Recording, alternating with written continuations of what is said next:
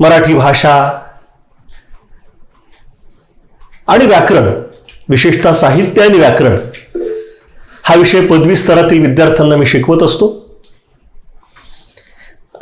खर तर या तासिका म्हणजे माझी स्वतःचीच, मी असं म्हणत होतो की ही माझीच परीक्षा आहे. कारण मी पदवी स्तरातलं शिक्षक, मोठ्या मुलांना शिकवतो. पण 9वी-10वीतले विद्यार्थी यांना कधीतरी मी ज्या महाविद्यालयात शिकवतो त्या महाविद्यालयात शेजारीच आर्य चाणक्य संकुल आहे आणि तिथल्या 9वी-10वीच्या विद्यार्थ्यांना मागे 1-2दा काही व्याकरणातले विषय शिकवलेले आहेत. पण जसा शाळेतला प्रशालेतला नियमित शिक्षक असतो तसा काही मी शिक्षक नाहीये. म्हणून मला थोडंसं दडपण आहे आणि सुरुवातीच्या 1-2 तासिकांमधूनच तुम्ही ही गोष्ट जर मला अगदी मोकळेपणानं सांगितलीत, कुठलाही संकोच न करता, की कशा पद्धतीचा तुम्हाला भाग इथून पुढच्या अभ्यासक्रमामध्ये हवाय, परीक्षांच्या दृष्टीने साधारणतः तुम्हाला कशा पद्धतीची मदत हवी आहे, त्या सगळ्या गोष्टी तुम्ही सुरुवातीला जर मला व्यवस्थितरित्या शेअर केलात तर नक्कीच काही गोष्टी मला तुम्हाला सांगता येतील. आजच्या या पहिल्या तासिकेमध्ये मी तुमचं सर्वांचं मनापासून हार्दिक स्वागत करतो. या तासिकेत जसे 9वी, 10वी, 8वीचे विद्यार्थी आहेत तसे माझे काही पदवीचे विद्यार्थी मला आवर्जून या ठिकाणी आलेले आहेत. त्यांची इच्छा होती की व्याकरणाचा विषय पुढे चालून, तुम्ही आता 10वीला असाल, 9वीला असाल, 8वीला असाल, पण पुढे चालून हा विषय खूप महत्वाचा ठरणार आहे.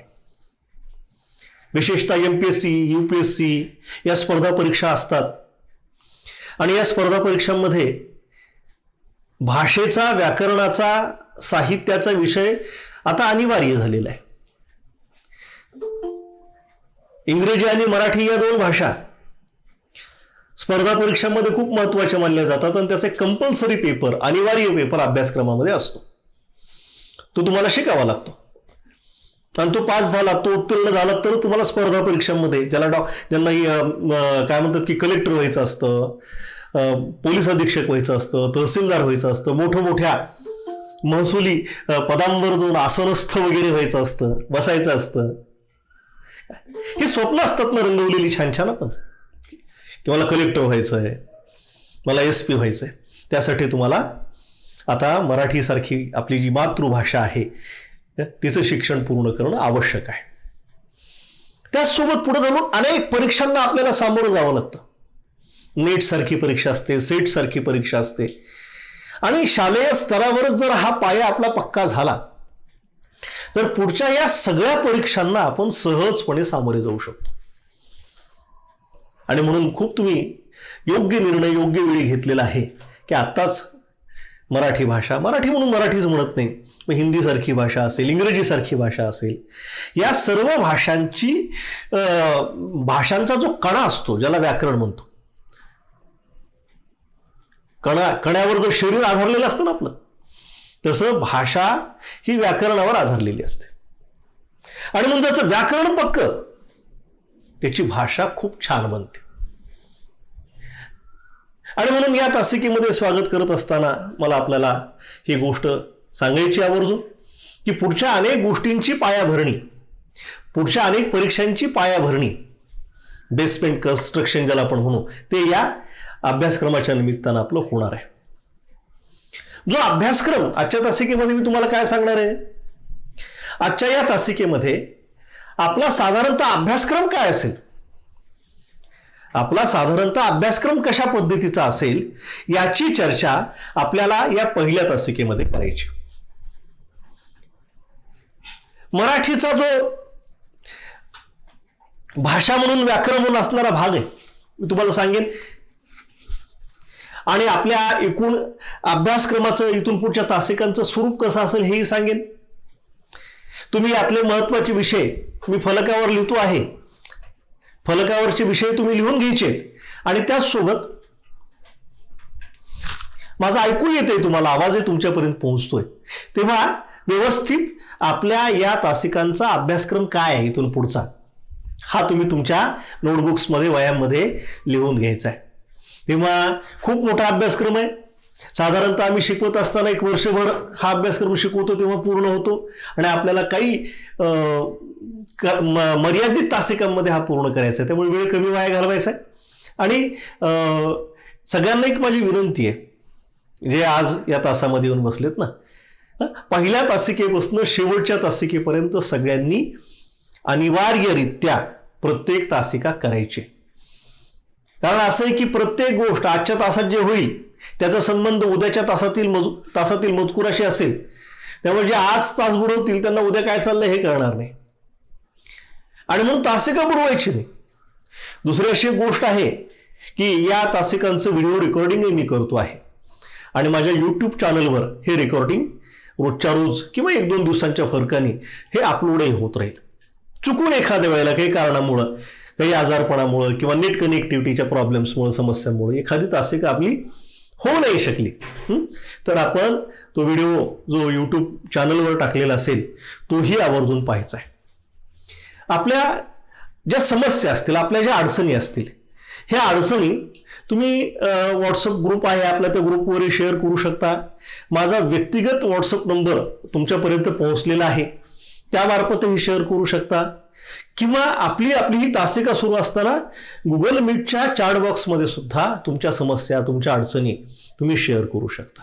या सुरुवातीच्या काही प्राथमिक सूचना, पुन्हा आहे की आपल्याला बोलायचं नाहीये, तेव्हा सुरुवातीलाच ही गोष्ट मी सांगतोय की काय काय गोष्टी आपल्याला करणं आपल्याकडनं माझी अपेक्षा आहे. साधारणतः हे आपला अभ्यासक्रम पूर्ण झाल्यानंतर आपली परीक्षाही घेतली जाईल आणि त्या परीक्षेमध्ये आपलं मूल्यांकनही केलं जाणार आहे. तेव्हा आपण अत्यंत मनपूर्वक आनंदानं यामध्ये सहभागी व्हावा. ही गोष्ट पहिल्यांदा डोक्यातनं काढून टाकावी की व्याकरणाचा अभ्यास म्हणजे काहीतरी कठीण गोष्ट आहे, अवघड रे बाबा. व्याकरण म्हटलं की अशा डोक्याला, आपल्या कपाळाला आट्या पडतात आणि मनामध्ये असा भीतीचा गोळा वगैरे उठतो. अरे बापरे, काय ते समास की, काय त्या विभक्त्या की, काय ते प्रयोग की, आता आपलं होणार कसं, हे एक भयगंड आपल्या मनामध्ये एक भीतीचा गोळा निर्माण होतो. मी सांगतो, व्याकरणा इतकं सोपं, विशेषतः आपल्या मातृभाषेच्या व्याकरणा इतकं सोपं काहीच नाही.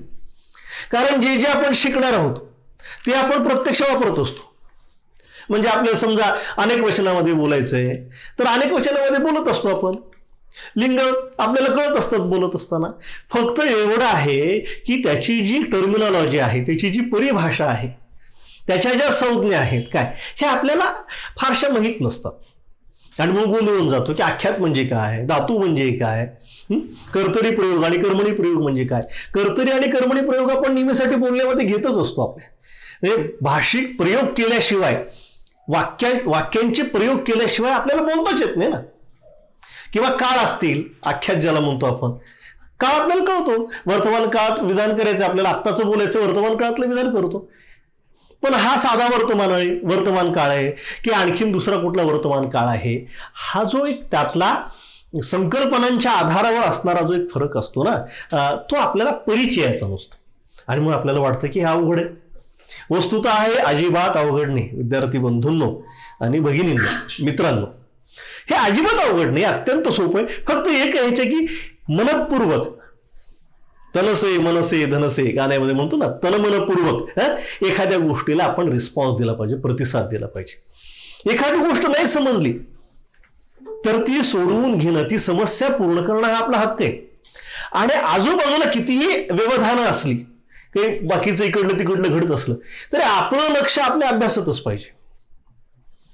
शेजारचा काय करतोय, तो काय करतोय, ती काय करते, काय, ह्याच्या भानगडीमध्ये आपण नाही पडायचं.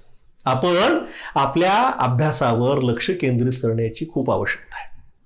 आणखीन एक गोष्ट मला सांगायची आणि आजच्या आपल्या अभ्यासक्रमाकडे मला आपल्याला जायचंय.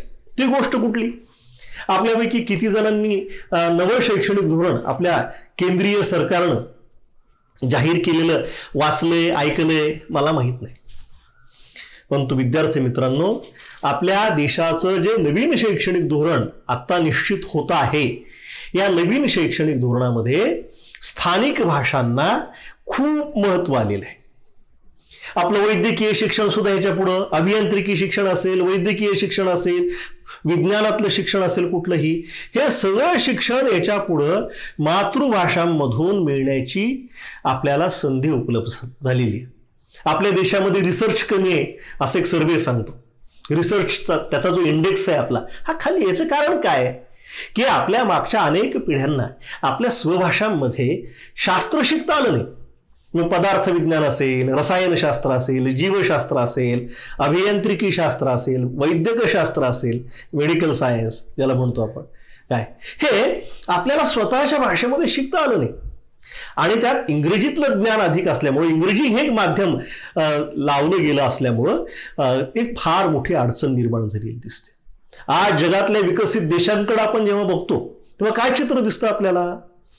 जगातले जे जे विकसित देश आहेत, युरोपीय राष्ट्र असतील, जपान सारखा देश असेल, जर्मनी सारखं राष्ट्र असेल, इस्रायल सारखा, चीन असेल, इस्रायल असेल, हे सगळे देश आज प्रगतीच्या उंच पथावर जाऊन पोहोचले. याचं कारण काय? याच्या अनेक कारणांपैकी एक अतिशय महत्वाचं कारण, यांनी त्यांचं ज्ञान विज्ञान स्वभाषेमध्ये विकसित केलं आणि स्वभाषेमध्ये आत्मसात केलं. आणि म्हणून स्वतःची भाषा जी आपण आईच्या मुखातनं शिकलेली असते, आईच्या उदरात असल्यापासून जी आपल्या परिचयाची असते, या भाषेमध्ये जर आपण शिकायला लागलो विज्ञान, या भाषेमध्ये जर आपण पदार्थ विज्ञान शिकायला लागलो, अभियांत्रिकी शिकायला लागलो, तर आपला आकलनाचा जो आवाका आहे तो खूप वाढतो आणि सहजपणे तो विषय आपण आत्मसात करतो. आणि म्हणून इथून ज्या पुढच्या पिढ्या आहेत त्या खूप भाग्यशाली पिढ्या आहेत असं मी म्हणेन, की ज्यांना या नव्या शैक्षणिक धोरणामध्ये त्यांचं शैक्षणिक करिअर ज्याला म्हणतो आपण, ही करण्याची एक संधी प्राप्त झालेली. तेव्हा विद्यार्थी मित्रांनो, मला सांगायचा मुद्दा हा आहे तुम्हाला, की आपली निज भाषा, आपली मातृभाषा म्हणजे आपल्या या तासाच्या संदर्भामध्ये आपली मराठी भाषा ही आपल्याला नीट समजली पाहिजे. आणि आपला एक समज असा असतो की मराठी आहे ना, आपलीच भाषा आहे, येत असते, त्यात काय अवघड. पण मागच्या अनेक वर्षांचे 10वी इयत्तेचे आपल्या राज्य बोर्डाचे जर निकाल आपण पाहिले तर लक्षात काय येतं? इंग्रजीच्या, गणिताच्या खालोखाल मराठीचा निकाल नापास होण्याचं पर्सेंटेज जे आहे हे मराठीत अधिक आहे. ह्याचं कारण असं की आपण मराठीला कॅज्युअली वरचेवर घेणं, त्याला फार गंभीरपणे नाही घेणं. काय मराठी तर आहे ना, येत असतं, काय अवघड आहे. पण प्रत्यक्षात जेव्हा उत्तर द्यायला लागतो आपण तेव्हा मग ती कठीण जायला लागतं. तेव्हा मुख्य मुद्दा आजच्या तासाच्या प्रस्तावनेमधला आपण समजून घ्यावा तो हा, की भाषेचा अभ्यास हा करिअरच्या दृष्टीने खूप महत्वाचा आहे. भाषेचा अभ्यास हा आपल्या व्यक्तिगत विकासाच्या दृष्टीने खूप महत्वाचा आहे आणि त्याची पायाभरणी या निमित्ताने होते आहे. भाषेचा अभ्यास म्हणजे अनेक अंगांनी केला जाणारा अभ्यास असतो. त्यातलं एक अंग व्याकरणाचं आहे. व्याकरण हे भाषेच्या अभ्यासातलं एक अंग आहे. आणखी वेगवेगळी अंग भाषाभ्यासाची आहेत, त्याला आत्ताच आपण काही स्पर्श नाही करत. इथं फक्त व्याकरणाचा विचार आपण करतोय. आणि ज्याचं व्याकरण चांगलं, मी पुन्हा एक विधान करेन मगाशी केलेलं, ज्याचं व्याकरण चांगलं त्याची भाषा उत्तम असते. कारण त्याला भाषेचा भिन्न भिन्न प्रकारे वापर कसा करावा याचं सूत्र अवगत झालेलं असतं. दुसरी महत्वाची गोष्ट अशी की ज्या भिन्न भाषा आपल्याला शिकायच्या असतात, अन्य भाषा आपल्याला शिकायच्या असतात, त्या भाषा शिकण्यासाठी सुद्धा, म्हणजे इंग्रजीसारखी भाषा किंवा जगातली कुठलीही भाषा, आज जर्मन किंवा फ्रेंच, जापानी या लँग्वेज शिकण्याकडे अनेकांचा कल आहे करिअरच्या दृष्टीने, जितपत माझी माहिती आहे तितपत. पण ज्यांची मातृभाषा आणि मातृभाषेचं व्याकरण चांगले, त्या विद्यार्थ्यांना या भिन्न प्रदेशातल्या भाषा शिकण्यासाठी सुद्धा खूप सहजता येते, त्यांच्यामध्ये सोपेपणा येतो. हा एक शास्त्रज्ञांनी खूप सर्वेक्षण करून काढलेला निष्कर्ष आहे. त्यामुळं आपण व्याकरण आपलं चांगलं करून घेऊया, काही अडचण नाहीये. मी आजच्या तासामध्ये तुम्हाला इथून पुढचा आपला जो आपल्या अभ्यासक्रमाचा भाग आहे हा अभ्यासक्रमाचा भाग सांगतोय. तुमच्या नोटबुकमध्ये, तुमच्या वह्यांमध्ये एकच वही, जी आज आहे तीच उद्या आणायची, जी उद्या आणाल तीच परवा आणायची. म्हणजे आज एका वहीवर उद्या दुसऱ्याच वहीवर असा प्रकार नाही करायचा. बरोबर आहे ना सांगतोय ते? नाहीतर काहीतरी कुठल्या तरी मागच्या पानावर सुरू केलं, मग हुडकत बसायचं दुसऱ्या दिवशी की कुठल्या वहीत कुठल्या पानावर लिहिलं होतं. असं करू नका.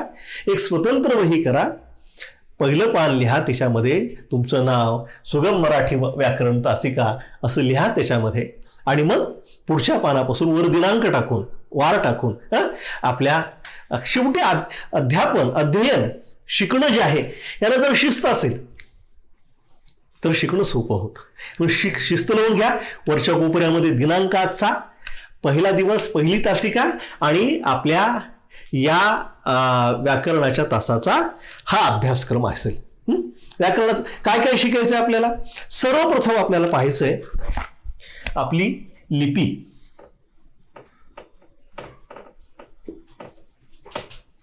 भाषेची दोन रूप आहेत. एक बोलण्यातली भाषा, जिला आपण बोली म्हणतो, आणि जी आपण लिहितो ती कुठल्या तरी लिपीच्या सहाय्याने लिहितो. आपल्याला लिपीचा अभ्यास करायचा आहे, लिपीचा इतिहास थोडासा समजून घ्यायचा आहे. आपल्या मराठीसाठी देवनागरी ही लिपी आपण वापरतो. तर या देवनागरीचा इतिहास कसा आहे? मग आरंभीच्या प्राचीन काळातील ब्राह्मी सारखी लिपी असेल, उत्तरेतली खरोष्टी सारखी लिपी असेल. हा थोडासा इतिहास आहे, रंजक इतिहास आहे. तोही आपण टप्प्याटप्प्याने पाहू. आपल्या या देवनागरी लिपीचं वैशिष्ट्य काय आहे, तिची बलस्थानं कोणती, तिच्या मर्यादा कोणत्या, याही गोष्टींची चर्चा आपल्याला लिपीमध्ये करायची आहे.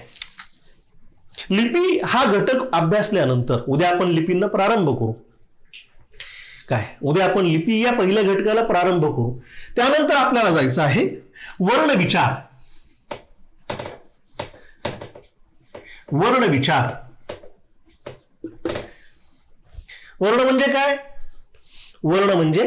वर्ण या शब्दाचा सर्वांना ठाऊक असणारा अर्थ रंग असा आहे. जे अक्षर उच्चारतो, जे ध्वनी उच्चारतो आपण, प्रत्यक्ष जेव्हा अभ्यास घटकाला सुरुवात होईल ना तेव्हा त्याचा विस्तार विचार आपण करूच. पण ध्वनी ही अमूर्त गोष्ट आहे, प्रत्यक्ष नसते, दिसत नाही आपल्याला, अमूर्त असते. या अमूर्त असणाऱ्या ध्वनींचं लिखित रूप वर्ण म्हणजे रंग असतं ना.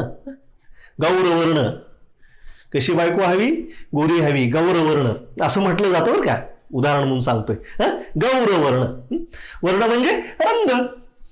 रंगामध्ये बुडवून अमूर्त असणारी अक्षरं मूर्त करायची, त्याला वर्ण म्हटलं जातं. तर वर्णांचा विचार करायचा आहे. आता वर्ण म्हटल्यानंतर स्वाभाविकच वर्णमाला आली. मराठीची वर्णमाला, आपल्या भाषेची वर्णमाला. तुम्ही म्हणाले दुसरी तिसरीलाच झालेले, पण असं नाही. या वर्णमालेचा थोडासा शास्त्रीय विचार, थोडासा शास्त्रीय अभ्यास आपल्याला करायचा आहे. वर्णमालेमध्ये स्वर, स्वरांचे प्रकार,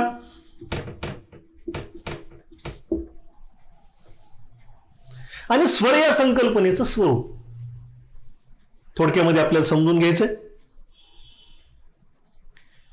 स्वरांच्या नंतर स्वरादी हा घटक येतो.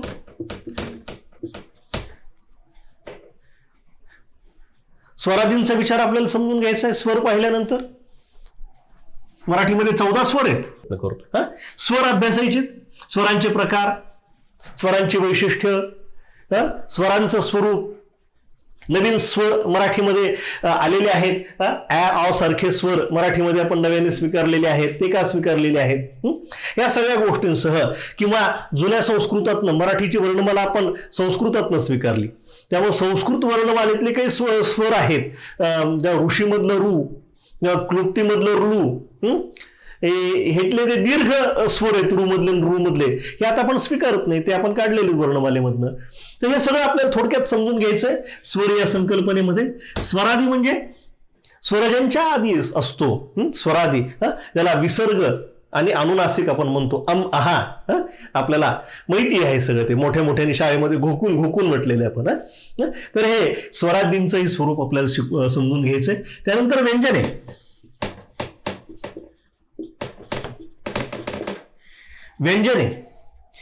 व्यंजने म्हणजे काय? व्यंजनांचे प्रकार, व्यंजनांचं वर्गीकरण. व्यंजनांचं वर्गीकरण आपल्याला समजून घ्यायचं आहे. स्पर्श व्यंजने आहेत, ज्याला आपण वर्गीय व्यंजन म्हणतो, क च ट त प हा गट, हे वर्गीय व्यंजन. या वर्गीय व्यंजनांमध्ये सुद्धा घोष, अघोष किंवा असे वेगवेगळे त्यांचे उच्चार स्थानाप्रमाणे त्यांचं वर्गीकरण केलं जातं. अल्पप्राण आहेत, महाप्राण आहेत, घोष आहेत, अघोष आहेत. या व्यंजनांचं सुद्धा स्वरूप आपल्याला समजून घ्यायचंय. आणि विशेषतः ज्या संकल्पना आता तुमच्या समोर सांगतोय मी, अल्पप्राण, महाप्राण, स्पर्धा परीक्षांमध्ये सुद्धा एमपीएससी यूपीएससी सारख्या स्पर्धा परीक्षांमध्ये सुद्धा हे प्रश्न विचारले जातात की अल्पप्राण म्हणजे काय, महाप्राण म्हणजे काय, आणि विद्यार्थ्यांना बऱ्याचदा सांगताना चूक होते. त्यामुळं आपल्याला ह्या गोष्टी सुद्धा आता नव्याने शिकण्याची आवश्यकता आहे.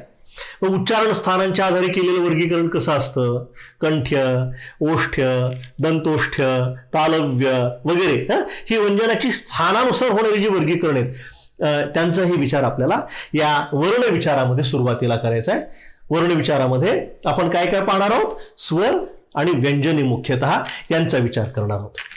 याच वर्ण विचारामध्ये आपल्याला अभ्यास करायचा आहे नंतर पुढच्या घटकाचा संधी.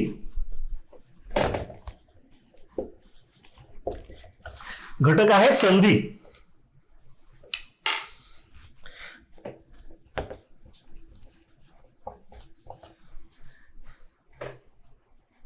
संधीचं खूप महत्व आहे. संधी माहिती आपल्याला, संधी झाला, तह होणे हा शब्द वापरतो आपण. संधी म्हणजे दोन वर्ण एकत्र येऊन एक नवीन वर्ण तयार होतो. आता ही प्रक्रिया कशासाठी आहे? ही प्रक्रिया नवे शब्द तयार करण्यासाठी असते. आणि मग वर्ण जोडण्याची ही जी पद्धती आहे ज्याला संधी म्हटलं जातं. संधीचे मुख्य 3 प्रकार असतात, स्वर संधी, व्यंजन संधी आणि विसर्ग संधी.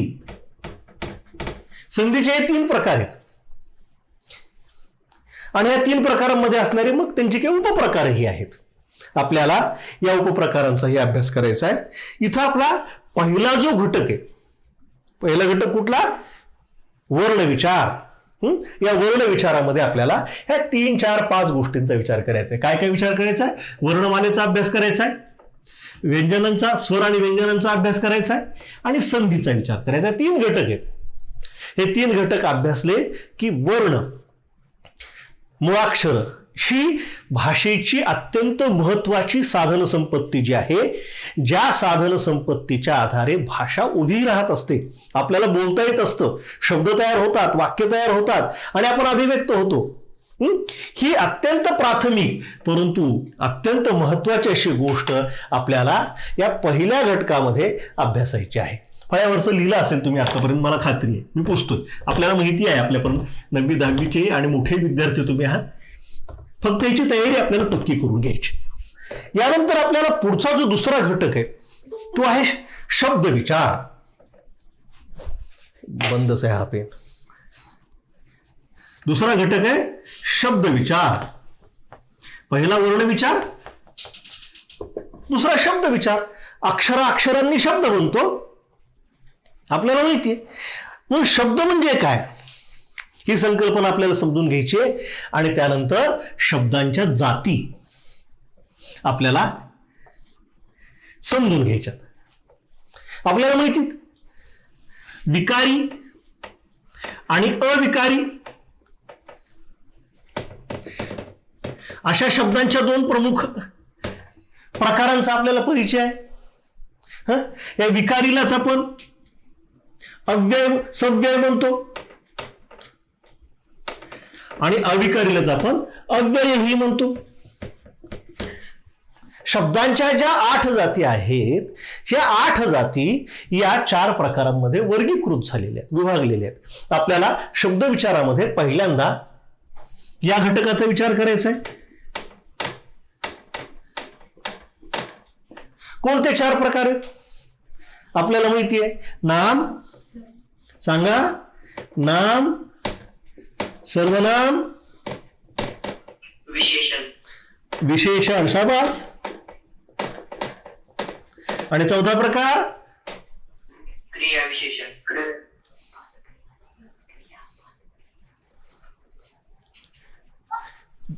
तुम्ही क्रियापद म्हटलात काय, पण त्याला मुख्य शब्द पारिभाषिक खरा शब्द धातू असा आहे. धातूलाच आपण क्रियापद म्हणतो. धातूला प्रत्यय लागला की त्या प्रत्ययानं साधलेला जो शब्द असतो तो क्रियापद असतं. आणि म्हणून धातू त्याला आपण क्रियापद म्हणतो. कंसात क्रियापद असं लिहायला तुम्ही हरकत नाही. या विकारी शब्द जातींचा, त्याला सव्यय शब्द जाती म्हणून आपल्याला विचार करायचा आहे. संकल्पना आपल्याला माहिती आहेत, फक्त त्याची महत्वाची वैशिष्ट्य मी तुम्हाला सांगणार आहे. तुम्ही ज्या अर्थी 9वी-10वीला आहात आणि ज्या अर्थी इतक्या मनस्वीपणे करता आहात, त्या अर्थी तुम्हाला निघाल, त्या अर्थी तुम्हाला ते बंद आहे, त्या अर्थी तुम्हाला ह्या सगळ्या बेसिक गोष्टी माहिती आहेत. मी काय अगदी नाम म्हणजे काय, नामाची व्याख्या सांगत नाही बसणार, पण त्याचं काही महत्वाचं वैशिष्ट्य जे आहे ते मात्र तुमच्यासमोर ठेवण्याचा प्रयत्न करणार आहे. त्याचसोबत अविकारी शब्द जाती ज्या आहेत त्याला अव्यय म्हटलं जातं. त्यातली पहिली क्रिया विशेषण आहे. अव्यय ज्याचा व्यय होत नाही, ज्याला कुठलाही प्रत्यय लागत नाही, म्हणजे ज्याच्या मूळ रूपामध्ये कुठलाही बदल होत नाही, म्हणून त्याला अव्यय म्हणायचं. जसं आहे तसंच राहतं. क्रिया विशेषण अव्यय, क्रियेबद्दलचं अधिकचं ज्ञान आपल्याला क्रिया विशेषण अव्ययांमधून होत असतं, म्हणून क्रिया विशेषण अव्यय असतात. नंतर शब्दयोग्य अव्यय, नंतर शब्दयोग्य, नंतर उभयान्वयी,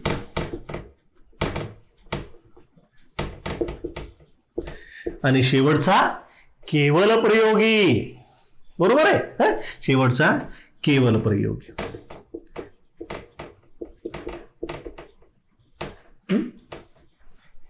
हे 4 अव्यय आहेत. ह्या अविकारी शब्द जाती आहेत, म्हणून हिला अव्यय म्हटलं जातं. आपल्याला शब्द विचारामध्ये या गोष्टींचा मुख्यतः विचार करायचा आहे. लिहिलं तुम्ही व्यवस्थित? हा, शब्द विचारामध्ये या शब्दांच्या जातींचा अभ्यास केला की मग स्वाभाविकरित्याच आपल्याला पुढे सरकावं लागतं पुढच्या घटकाकडे. तो पुढचा घटक आहे शब्द विकरण.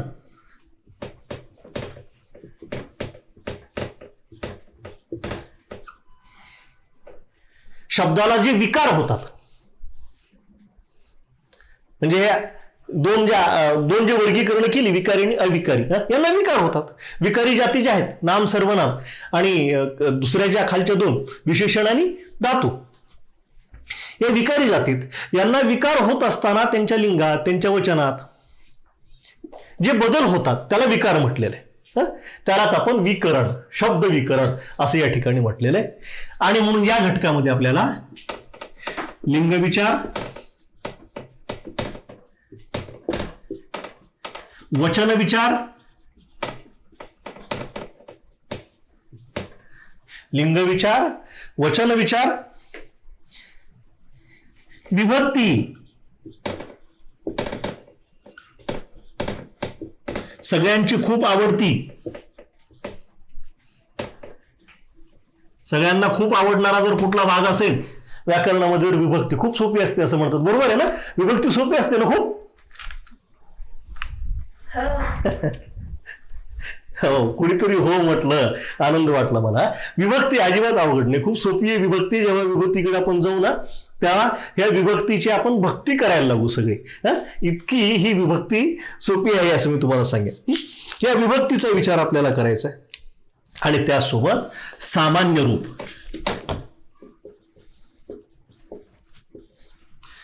सामान्य रूप म्हणजे काय?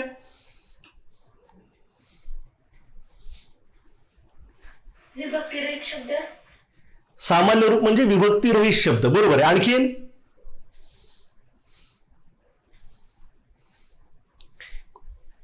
एक जण सांगा, आणखीन कोणीतरी. विभक्तीमध्ये असतो त्याचा मेन शब्द जो असतो ते लिहायचा असतो. मेन शब्द जो असतो तो लिहायचा असतो. बरोबर आहे. आणखीन हा सांगा, मोठ्याने सांगा. विभक्ती काढल्यावर जे रूप सांगितलं ना त्याला विभक्ती काढल्यानंतर एका विद्यार्थ्यानं त्याला असा आहे की नाम आणि सर्वनाम, नाम आणि सर्वनाम यांना विभक्तीचे किंवा आणखीन कुठले आख्याताचे वगैरे प्रत्यय लागल्यामुळं त्याच्या मूळ रूपामध्ये जो बदल होतो त्याला सामान्य रूप म्हटलं जातं. राम हे नाम आहे आणि त्याला रामाने ने हा विभक्तीचा प्रत्यय लावला, तर ने हा प्रत्यय लागल्यामुळे राम ह्या नामाचं रामा हे सामान्य रूप होतं. पाहू आपण जेव्हा सामान्य रूपामध्ये जो तसं कसं होतं, सर्वनामाची सामान्य रूप कशी होतात, नामाची सामान्य रूप कशी होतात, या सगळ्या गोष्टींचा विचार आपल्याला यामध्ये करायचा आहे. आणि म्हणून शब्द विचारामध्ये या 2-3 गोष्टीत लिंग विचार, वचन विचार, विभक्ती विचार आणि सामान्य रूप यांचा विचार आपल्याला करायचा आहे. आता पुढे आपल्याला पुढचा महत्वाचा भाग आहे विकरणामधलाच. विकरणामधलाच पुढचा महत्वाचा विचार आहे तो आहे आख्यात. आख्यात या आख्यातालाच आपण काळ म्हणतो.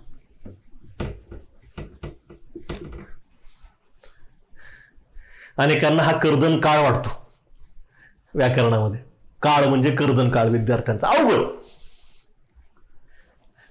व्याकरणात विशेषतः काळात किंवा आख्यातात काहीच अवघड नाही. वर्तमान, भूत, भविष्य ही प्रमुख 3 रूपे काळाची आणि त्यांचे उपप्रकार आणि शेवटचा रीती काळ हा आपल्याला समजून घ्यायचा आहे. अत्यंत सोपं. आता मी प्रस्तावना करतोय फक्त ओळख करून देतो म्हणून थोडं तुम्हाला किंचित थोडंसं कठीण वाटत असेल, पण जेव्हा प्रत्यक्ष सुरू होईल ना तेव्हा तुम्ही अशी खदा हसायला लागाल. किती मजा आहे व्याकरणामध्ये आणि एवढा छान विषय आणि आम्हाला अवघड कसा काय म्हणून सांगितला असं वाटायला लागेल. तर आख्यातामध्ये सुद्धा आपल्याला काळाचा विचार करायचा आहे. वर्तमान, भूत, भविष्य त्यांचे उपप्रकार आपल्याला अभ्यासायचे. यानंतर आपल्याला पुढच्या प्रकरणात प्रयोगांचा अभ्यास करायचा आहे. प्रयोग नाटकाचा प्रयोग नाही, प्रयोग पाहायचा नाही म्हटलं, प्रयोगाचा अभ्यास करायचा आहे म्हटलं, कोणीतरी मला हळूच कुसबुस केलेली कानावर आली. नाटकाचा प्रयोग नाही. प्रयोग म्हणजे कर्तरी, कर्मणी, भावे हे 3 प्रयोग. या 3 प्रयोगांचा अभ्यास आपल्याला करायचा आहे आणि यांचे उपप्रकार आहे. आता काय असतो प्रयोग म्हणजे काय, कोणी सांगाल का प्रयोग म्हणजे काय?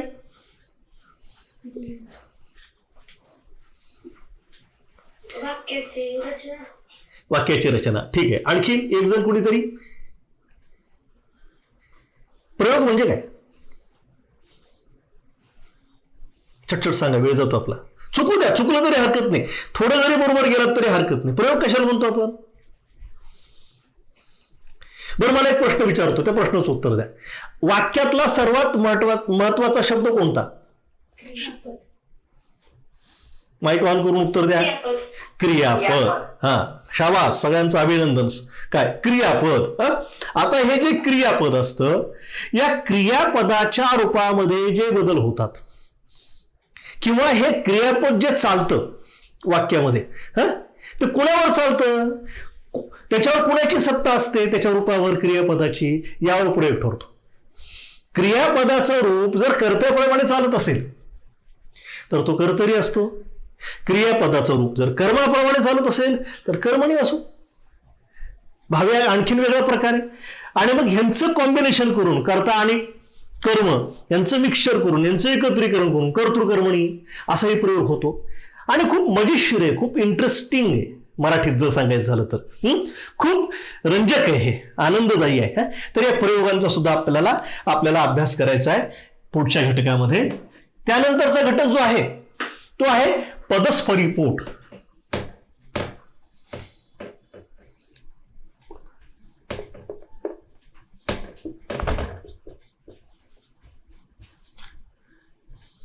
पदस्फरिपोट झालेले आपल्याला हे अभ्यासक्रमामध्ये. यालाच आपण शब्दसिद्धी म्हणतो. परवा काही मुलांचा तास मी घेतला, 10-15 मुलांचा एक तासिका घेतली, त्याच्यामध्ये शब्दसिद्धी हे पहिलं प्रकरण सुरू केलं होतं. पण नव्याने काही आज खूप विद्यार्थी आल्यामुळं मग सगळं पहिल्यापासून घ्यायचं म्हणून शब्दसिद्धी मागे ठेवलं. शब्दसिद्धी. शब्द कसे सिद्ध होतात, शब्द कसे तयार होतात, शब्दांचे प्रकार कोणकोणते असतात. तत्सम, तद्भव हे शब्दांचे प्रकार आहेत. देशी, हे प्रकार आहेत शब्दांचे. हे शब्द तयार कसे होतात. काही शब्द आपण परभाषेतनं घेत असतो, अन्य भाषांमधनं घेत असतो, संस्कृतातनं, उर्दूतनं, फारशीतनं, पोर्तुगीज भाषेतनं, कानडी भाषेतनं, गुजराती भाषेतनं आपण शब्द घेत असतो. परंतु फक्त इतरांकडनंच घ्यायचं आणि आपलं काहीच नाही असं असेल तर कसं होईल मग. बरोबर नाही ना, हे लाचरपणाच लक्षण झालं ना. आपलं सुद्धा स्वतःचं काहीतरी पाहिजे. पण शब्दसिद्धीमध्ये आपली स्वतःची परंपरा आहे. उपसर्ग आणि प्रत्यय हे धातूला लागतात आणि शब्द सिद्ध होतात, शब्द तयार होतात. आणि ज्या भाषेची ही प्रक्रिया अव्याहतपणे चालू असते, अखंडपणे चालू असते, धातूला प्रत्यय उपसर्ग लावून नवे नवे गोष्टी आपल्या जीवनामध्ये येत असतात. आता तंत्रज्ञान आपल्याकडे येऊ घातलेलं आहे, तर या तंत्रज्ञानाला पर्यायी शब्द आपण आपल्या भाषेमध्ये दिले पाहिजेत, तर भाषा मोठ्या होतील, जगतील, समृद्ध होतील. नव्या पिढीला ते कळायला लागतील, आहे का नाही. आता नव्या पिढीला जर म्हणलं जातं काय असतं तर कळत नाही, जातं माहीतच नाही ना, जातं राहिलंच नाही ना घरामध्ये, आता माहीतच नाही. किंवा शेतातील अवजारांची नावं, कुळव काय असतो माहीत नाही, खुरप म्हणजे काय बऱ्याच जणांना माहिती नाही. काही जणांना माहिती असेल, नाही असं म्हणत नाही मी, अगदीच बाद झालाय. पण अनेक जण महानगरीय संस्कृतीमध्ये राहणारी जी लोक असतात काय, त्यांच्या मुलांना हे सुद्धा माहीत नसतं की दूध येतं कुठून, बाटलीतून येतं म्हणून सांगतात, पिशवीतून येतं म्हणून सांगतात. विनोद आहे हा, विनोदाला थोडं हसायचं असतं मनातल्या मनात. लक्षात आहे. कसा असतं, मुद्दा असा आहे की एखादी गोष्ट जर वापरात नसेल तर ती बाद होते. कधी कधी म्हणतात की माणसाला शिपुटे होतं, पण त्याचा वापर कमी झाला आणि शिपूट गेलं निघून माणसाचं. वापर जर डोकं आहे आपल्याला, परमेश्वरानं डोकं दिलं, ह्या डोक्याचा पण वापर केला पाहिजे. जर वापर नाहीच केला तर ताई काय होईल, या डोक्याचा वापर केला नाही तर एक दिवस डोकं आपलं निघून जाईल. मुद्दा समजून घ्या. इथं एवढाच मुद्दा आहे की आपल्याला शब्दांचा वापर करता आला पाहिजे आणि शब्द निर्माणही करता आले पाहिजे, शब्द निर्माणही करता आले पाहिजेत. तर उपसर्ग आणि प्रत्यय यांच्या सहाय्यानं धातूला उपसर्ग लागतात. उपसर्ग म्हणजे शब्दाच्या अगोदर जे लागतात ते उपसर्ग असतात, शब्दाच्या पुढे जे लागतात त्यांना आपण काय म्हणतो, प्रत्यय म्हणतो. लक्षात येते. तर असे शब्द कसे सिद्ध होतात, शब्दांचे प्रकार कसे आहेत, प्रत्यय घटित, उपसर्ग घटित, अभ्यस्त, अंशभ्यस्त असे जे शब्दांचे निरनिराळे प्रकार आहेत, यांचा शब्दसिद्धीमध्ये आपल्याला इथं अभ्यास करायचा आहे. आणि आपल्याला शेवटी आपल्या व्याकरणाच्या अभ्यासातला अत्यंत महत्वाचा घटक अभ्यासायचा आहे, तो म्हणजे समास.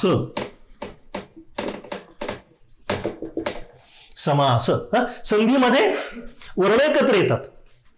घटक लिहिला का सर्वांनी, लक्ष नाहीये वर्गात, लक्ष पाहिजे, इकडे इकडे लक्ष नाही. आपल्या आपल्या वहीत लक्ष द्यायचं. समास म्हणजे काय, संधी म्हणजे काय, संधी म्हणजे दोन वर्ण एकत्र येतात ना, आणि दोन वर्ण, दोन स्वर एकत्र येऊन एक नवीन अक्षर तयार होतं आणि त्यातनं एक नवीन शब्दही तयार होतो. लक्षात येतं. गणेश, गण अधिक ईश, अ अधिक ई बरोबर ए, गणेश, ही संधी झाली. तर समासामध्ये काय होतं, समासामध्ये दोन शब्द, दोन किंवा त्यापेक्षाही अधिक शब्द एकत्र येऊन एक नवीनच सामासिक शब्द तयार होतो, एक नवीनच सामासिक शब्द तयार होतो. आणि म्हणून समास आणि सामासिक शब्द हा आपल्या अभ्यासक्रमातला अत्यंत महत्वाचा घटक आहे. 4 प्रकार आहेत समासाचे. समासामध्ये 2 पद असतात, सामासिक शब्दामध्ये किमान 2 पद असतात. त्याला पहिलं पद आणि दुसरं पद असं म्हटलं जातं. आता त्या सामासिक शब्दाचा जो अर्थ असतो, या अर्थावर कुठल्या पदाची सत्ता आहे, पहिल्या पदाची सत्ता आहे, सत्ता म्हणजे प्रभुत्व, की दुसऱ्या पदाची, यावरून त्या समासाचे प्रकारही ठरत असलेले आपल्याला दिसतात. आणि म्हणून 4 प्रकार आहेत. कोणकोणते 4 प्रकार आहेत वहीमध्ये लिहा. ज्याला अव्ययी भाव,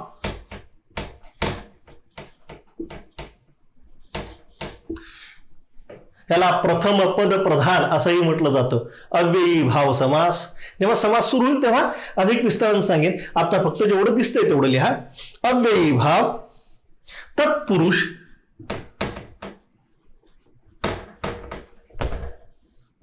अव्ययी भाव, तत्पुरुष, द्वंद्व,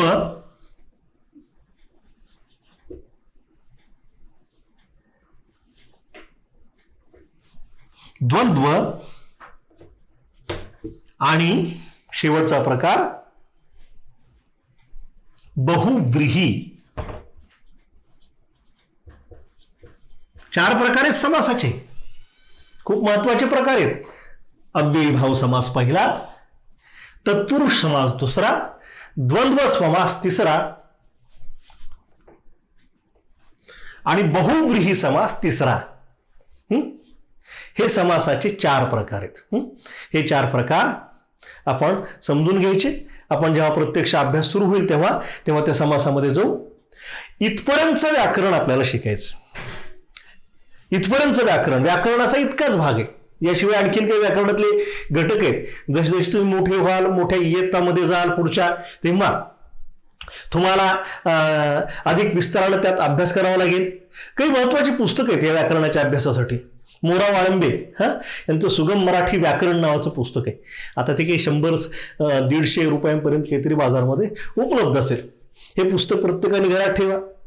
मोरा वाळंबे यांचं सुगम मराठी व्याकरण. आता त्याला सोबत एक पर्यायी प्रश्न असणारी एक सूची जोडलेली आहे. त्याचा तुम्हाला अभ्यासासाठी उपयोग होईल. त्याशिवाय अधिक विस्ताराने अभ्यास जे करू इच्छितात यांच्यासाठी खूप काही पुस्तकं आहेत. ज्यांना इच्छा असेल त्यांनी विचारावं. त्यांना ती नावं मी तुम्हाला सांगेन. आता नुकतंच पद्मगंधा प्रकाशन या प्रकाशनानं खंडेराव कुलकर्णी या लेखकाचं मराठी व्याकरण स्वरूप व चिकित्सा नावाचं पुस्तक काढलेलं आहे. ज्यांना खूप विस्ताराने अभ्यास करायचे, जे मोठ्या इयत्तामध्ये शिकतात किंवा MPSC UPSCचा स्पर्धा परीक्षांचा नीट सेटचा अभ्यास करतात, त्यांनी हे खंडेराव कुलकर्णींचं जे पुस्तक आत्ता आलेले त्याचाही अभ्यास करावा. आणखीन खूप पुस्तकं आहेत, मी नंतर हे तुम्हाला सांगू शकेन. तर हा आपला व्याकरणाचा भाग आहे अभ्यासातला. हा व्याकरणाचा भाग अभ्यासल्यानंतर आपल्याला जो आपल्या हातामध्ये वेळ शिल्लक राहील, तो वेळ किती शिल्लक राहतो यावर आपल्याला लेखनाचे जे दुसरे आकृतीबंध आहेत त्यांचा अभ्यास करायचा आहे. पण ते तरी इथं आजच्या या प्रास्ताविक तासिकेमध्ये कोणकोणते घटक साधारणतः ते आहेत हेही मी तुम्हाला आत्ता सांगतोय. ज्यामध्ये मुख्यतः अलंकार, अलंकारांचे 2 प्रमुख प्रकार आपल्याला माहिती असतात, शब्दालंकार आणि अर्थालंकार. तर याही प्रकारांचा अभ्यास आपल्याला करायचा आहे. अलंकारांचा पुढे चालून 10वीच्या अभ्यासक्रमामध्ये अलंकार आहेत. शब्दालंकार आणि अर्थालंकार.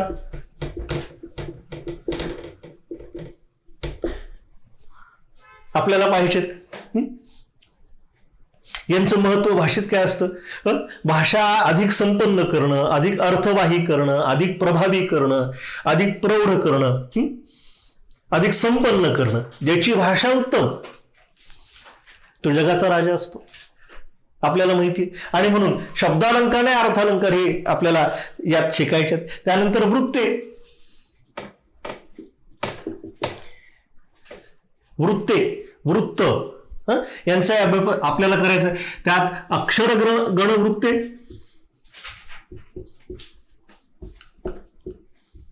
आणि मात्रा वृत्ते. अक्षरगण वृत्ते आणि मात्रा वृत्ते यांचाही आपल्याला काही विचार करता येऊ शकतो. आजकालच्या कवितेमध्ये मुक्त छंदासारखे काही प्रकार आहेत. मुक्त छंद कवितेचा प्रकार आहे आजचा, खूप लोकप्रिय असणारा. हा वृत्तांशिवाय वेगळा आहे मुक्त छंद. याचाही काही आपल्याला अभ्यास करता येईल का हेही पाहायचंय. याशिवाय महत्वाच्या घटकांमध्ये लेखन विषयक नियम,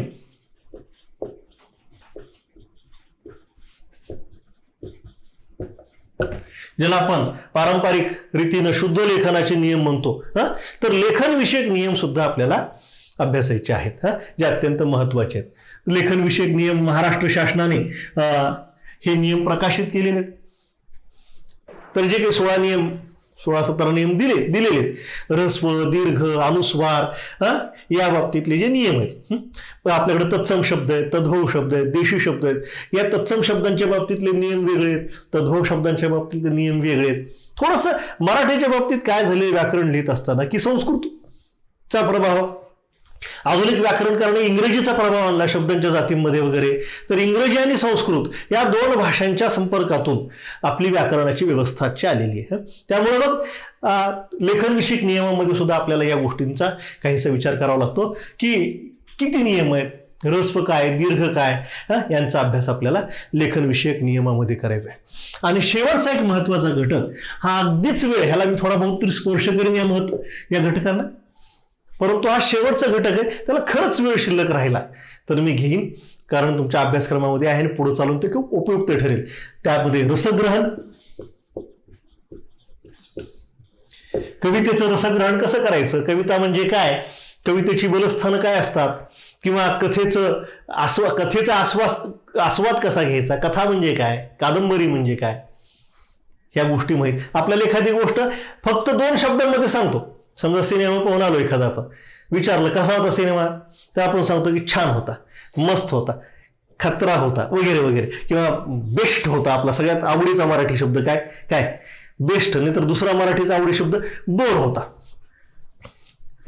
पण म्हणजे काय असं जर विचारलं, बेस्ट होती, छान होती कविता किंवा तो सिनेमा पाहिला तर काय, तर आपल्याला सांगता येत नाही.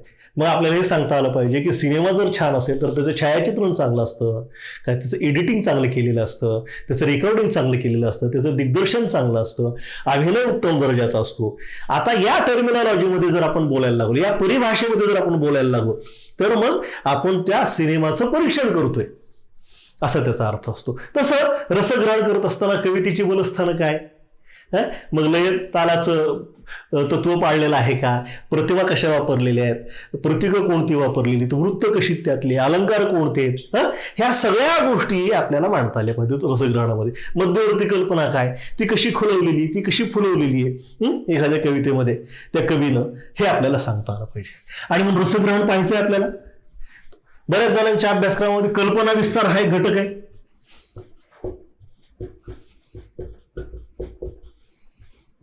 कसा करायचा कल्पना विस्तार, एखादी कल्पना सुचवलेली असते आपल्याला, आणि मग तिचं विस्तारित रूप आपल्याला द्यायचं असतं, ते आपल्याला सांगता येईल.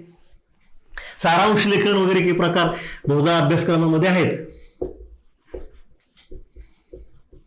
मिळालाच वेळ आपल्याला त्या खालच्या घटकांकडे आपल्याला जायचंय. आणखीन एक अत्यंत महत्वाचा घटक आहे, तो म्हणजे वाङ्मय प्रकार. आता थोडासा उल्लेख आला माझ्या, वेगवेगळे वाङ्मय प्रकार असतात. कथा, कविता, कादंबरी, चरित्र, आत्मचरित्र, प्रवास वर्णन, ललित गद्य, हे वाङ्मयाचे वेगवेगळे प्रकार असतात. ह्यांच्या स्थूल परिचय, तोंड ओळख ज्याला म्हणून आपण, जरी आपल्याला झाली तर पुढे चालून आपण वाचन समृद्ध करणं, ज्याचं वाचन समृद्ध असतं, बहुआयामी असतं, काय ती व्यक्ती खूप मोठी होते आयुष्यामध्ये. जे मोठे मोठे महापुरुष आहेत त्यांची चरित्र वाचा, बाबासाहेब आंबेडकर असतील, लोकमान्य टिळक असतील, महात्मा गांधी असतील, स्वातंत्र्यवीर सावरकर असतील, कोणी असतील, या सगळ्या मोठ्या माणसांच्या चरित्रामध्ये तुम्हाला गोष्ट आवर्जून सापडेल की माणसं खूप वाचणारी होती, प्रचंड वाचणारी होती. आयुष्यातला खूप वेळ आणि खूप पैसा त्यांनी वाचनासाठी म्हणून खर्च केलेला होता. आणि म्हणजे त्याचं वाचन समृद्ध ती व्यक्ती आयुष्यामध्ये खूप मोठी होते. आपल्याला नक्कीच असं मोठं व्हायचंय, पण त्यासाठी आपल्याला वाचन करावं लागेल, वाङ्मय प्रकारांचा परिचय करून घ्यावा लागेल. शक्य झाल्यास शेवटी आपण या घटकामध्ये वाङ्मय प्रकारांचा परिचय करून घेऊ. तर विद्यार्थी मित्रांनो, असा हा आपला इथून पुढच्या काही तासिकांमधला अभ्यासक्रम असणार आहे. मला खात्री आहे हा अभ्यासक्रम तुम्ही समोर ठेवावा, मनपूर्वक सहभागी व्हावं. आपण आभासी पद्धतीने येतोय, ऑनलाईन मेथड ज्याला म्हणतो, आभासी पद्धत ज्याला म्हणतो आपण, आणि अनेक तांत्रिक अडचणी यामध्ये उद्भवण्याची शक्यता असते. त्यामुळं आपण थोडा संयम ठेवावा, कंटाळून जाऊ नये. थोडी शिस्त लागते, थोडी गंभीरताही लागते, आणि ती गंभीरता नक्कीच तुम्ही जोपासाल याची मला खात्री वाटते. तुमच्या पालकांची मदत घ्या. तुमचे पालक जर तुमच्या आजूबाजूला असतील आणि कदाचित कोणी ऐकत असतील तर त्यांनाही मला विनंती करायची की आपल्या पाल्यास या गोष्टीसाठी सहकार्य करा, प्रोत्साहन द्या, त्याला नेट कनेक्टिव्हिटी प्रॉपर मिळेल याची आपण काळजी घ्या, अशी एक विनंती आपल्याला करायची. तर हा आपला साधारणतः असा 1 तासांचा अभ्यासक्रम असणार आहे. शेवटी परीक्षा होणारच आहे नक्की. वस्तुनिष्ठ स्वरूपाची गुगल फॉर्मच्या माध्यमातून ही परीक्षा आपण घेणार आहोत आणि या परीक्षेमध्ये जे उत्तीर्ण होणार आहेत या आणि प्रथम द्वितीय तृतीय क्रमांकही मी माझ्या वतीने काढणार आहे आणि त्यांना माझ्या वतीनेच हे छान ग्रंथ पहिल्या दुसऱ्या क्रमांकांसाठीचे म्हणून मी भेटही देणार आहे. तेव्हा आपण या सगळ्या गोष्टींमध्ये सहभागी व्हावं. आपल्याला प्रमाणपत्र हे नक्कीच दिलं जाईल, तेही आपल्याला उपयोगी येईल तुमच्या पुढे चालून करिअरच्या दृष्टीने. बक्षीसही पुस्तकांच्या रूपाने दिली जातील. तेव्हा उत्स्फूर्तपणे या. मी या ठिकाणी आलो ते माझी आवड म्हणून आलो. मला हे जाणवते की गेली 20-1 वर्ष मराठीचं अध्यापन करतोय, अध्ययन करतोय. त्यामुळं थोडं आपल्या भाषेकडे पाहण्याचा एक आपला दृष्टिकोन आपण बदलण्याची आवश्यकता आहे. आपल्या भाषेकडे आपण करिअर म्हणूनही पाहू शकतो. आता एक अनेक विषय असे आहेत जिथं आलेले नाहीत. पटकथा लेखनासारखा विषय इथं आलेले नाही. शक्य नाही तो एकाच 2 महिन्यांच्या तासिकेमध्ये सगळे विषय कव्हर करणं शक्य नाही. किंवा जाहिरात लेखना विषय ह्याच्यामध्ये आलेला नाही. तो खूप महत्वाचा आहे. कारण 1 ओळीची जाहिरात जर आपल्याला तयार करता आली, 1 ओळीची, तर तुम्हाला माहिती आहे की एका ओळीवर किती मार्केट चालतं. 2 शब्दांवर मी कुठल्या उत्पादनाची मुद्दामून जाहिरात तिथं करणार नाही. पण तुम्हाला माहिती आहे की 2 शब्दांचीच एखादी ओळ असते, 3 शब्दांचीच ओळ असते, पण त्याच्यावर तर ब्रँड चालतो. मग अशी ओळ आपल्याला तयार करता येईल का? जाहिरातीचं तंत्र आत्मसात करता येईल का? सिनेमासाठीच्या पटकथा आज मोठ्या प्रमाणामध्ये मार्केट आहे. म्हणजे फिल्म इंडस्ट्री एक मोठी इंडस्ट्री आहे आणि ही इंडस्ट्री जी बेतलेली असते ही कथा कादंबऱ्यांवर बेतलेली असते. त्यांचं जे सोर्स जो असतो कथेचा हा कथा कादंबऱ्या असतो. मराठीतलेच काय, हिंदीतलेच काय, जगातल्या कुठल्याही सिनेमामध्ये आपण जर पाहिलं तर ते कथेवर, कादंबरीवर, नाटकावर आधारलेले दिसतात. आणि मग कथा कादंबऱ्यांची पटकथा कशी करायची त्याचं एक लेखनाचं तंत्र आहे. कधी आपल्याला वेळ मिळाला, तुम्ही उत्सुकता दाखवली तर नक्कीच त्यावरचे काही तास किंवा वेगळा अभ्यास आपल्याला करता येऊ शकतो. तेव्हा मला असं म्हणायचं आहे की बदलत्या परिप्रेक्ष्यामध्ये, नवीन शैक्षणिक धोरणाच्या परिप्रेक्ष्यामध्ये आज स्थानिक भाषांना खूप महत्वाचं स्थान आलेलं आहे आणि इथून पुढचा सगळा अभ्यास हा स्थानिक भाषांमध्ये होणार आहे. आणि म्हणून मी हा विचार केला या ठिकाणी की आपण खास ऑनलाईन पद्धतीने कोरोनाने आपल्यावर एक कृपाच केलेली आहे. ऑफलाईन असलो असतो तर कदाचित आपल्याला चांदा ते बांधा असं वर्णन करणं या तासाचं मी, कारण अगदी अकोला नागपूरपासून ते अगदी रत्नागिरीपर्यंतचे अनेक वेगवेगळ्या प्रशालांमधले विद्यार्थी इथं या तासामध्ये आलेले, ज्यांनी गुगल फॉर्म भरलाय ते गुगल फॉर्म बघून मी सांगतोय आणि मला आनंद होतोय की मला थोडं बहुत जे मराठी व्याकरणाच्या बाबतीतलं कळतं, समजतं, उमजतं ते मला माझ्या विद्यार्थी मित्रांपर्यंत पोहोचवण्याची संधी मिळते. त्यामुळे तुम्हीही उत्स्फूर्तपणे सहभागी व्हा. हा अभ्यासक्रम समोर ठेवलेला आहे. उद्या आपण वर्णमाला मराठीची हा पहिला घटक पाहणारच आहोत. पण तुमची उत्स्फूर्तता, तुमचे प्रश्न विचारणं, तुमचे चॅट बॉक्समध्ये प्रश्न टाकणं किंवा आपल्या ग्रुपवर काही शेअर करणं या सगळ्या गोष्टी खूप महत्वाच्या आहेत. सातत्य खूप महत्वाचं आहे, सराव खूप महत्वाचा आहे. ह्या सगळ्या गोष्टी आपण कराव्यात अशी विनंती करेन. शेवटचे 5 मिनिटं आपल्या तासाची आता शिल्लक राहिलेली आहेत. तर माझा आजचा घटक जो होता की अभ्यासक्रम तुमच्यापर्यंत पोहोचवणं तो पूर्ण झालेला आहे. आता हे 5 मिनिटं मी तुम्हाला देतोय. तुम्हाला जर काही विचारायचं असेल, चर्चा करायची असेल तर जरूर तुम्ही करू शकता. तुमच्यासाठी मंच खुला आहे. आता विचार, कुणीही विचारू शकता.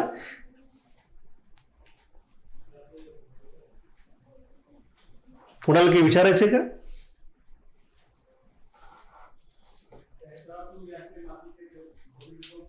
काही बहुधा प्रश्न नाहीत असं दिसतंय आणि स्वाभाविकही आहे, कारण आज कुठला घटक आपण अभ्यासाला घेतलेलाच नाही. फक्त कुठले घटक शिकणार आहेत त्याची फक्त तोंड ओळख करून घेतलेली. उद्या आपल्या अभ्यासक्रमातली वर्णमाला, वर्णविचार या घटकाला आपल्याला प्रारंभ करायचा आहे. शक्य झाल्यास वाळंब्यांचं पुस्तक आपल्याकडे असेल, आपल्या शालेय अभ्यासक्रमाची पुस्तकं असतील तर त्यातनं वर्णमाले संबंधीचं काही वाचन आज आपण करून घेतलं तर उद्या हा घटक समजून घेण्याच्या दृष्टीने तुम्हाला खूप मदत होईल. तुमच्या काही सूचना असतील माझ्यासाठीच्या तर मला आत्ताच कळवात. म्हणजे विशेषतः माझ्या भाषेबद्दल, माझ्या बोलण्याबद्दल, माझं तुम्हाला कळतं नाही कळतं याबद्दलच्या असतील, काही असेल, हे आपलं जे काही आपली जी देवाणघेवाण चाललेली ही उपयोगी ठरावी या हेतूसाठी आपण बसलो इतकाही तासभरासाठीचा वेळ खर्च करून, काय तो सार्थकी लागावा यासाठी ज्या काही चांगल्या उत्तम सूचना असतील त्या जरूर तुम्ही कराव्यात. ग्रुपवर चॅट केले तरी चालतील, काही अडचण नाही. थांबूयात मग आज आपण इथं. ओके, धन्यवाद. आजच्या तासिकेमध्ये तुम्ही आलात, मला आनंद वाटला. अगदी 3 वाजल्यापासून अनेक विद्यार्थी प्रतीक्षेमध्ये होते. मला खूप मनापासून या गोष्टीचा आनंद होतो की उत्सुकता शालेय विद्यार्थ्यांमध्ये आणि मोठ्या मुलांमध्ये सुद्धा मोठ्या प्रमाणामध्ये आहे. असाच उत्साह शेवटपर्यंत आपला टिकून राहावा ही आई तुळजाभवानीच्या चरणी प्रार्थना करतो आणि आजची पहिली तासिका या ठिकाणी थांबवतो. धन्यवाद.